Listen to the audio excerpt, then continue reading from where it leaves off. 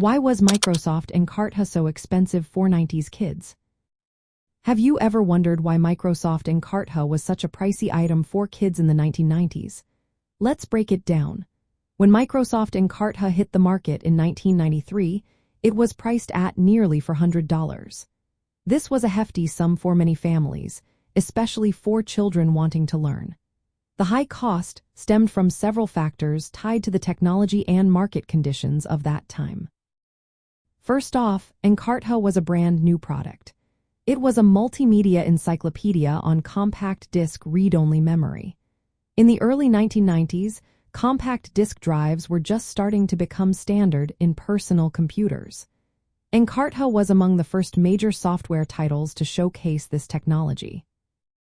The production and distribution costs of compact discs, along with the licensing fees Microsoft paid to use content from Funk and Wagnalls, made it expensive to develop and sell.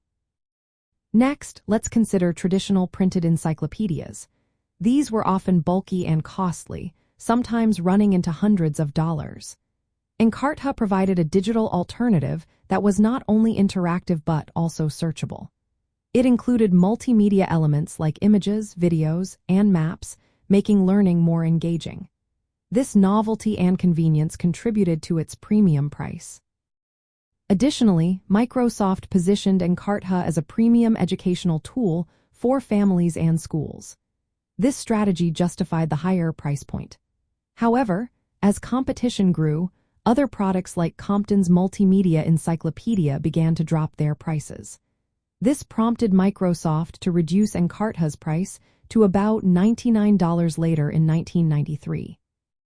Eventually, Encarta was often bundled with new personal computers, making it more accessible while still reflecting its original high value. From a nostalgia standpoint, Encarta's price seemed steep because it was one of the first digital encyclopedias.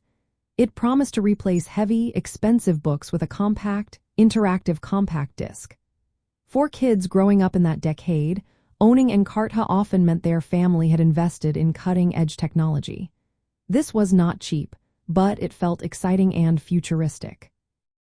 In summary, Microsoft Encarta was expensive in the 1990s due to being a pioneering multimedia product.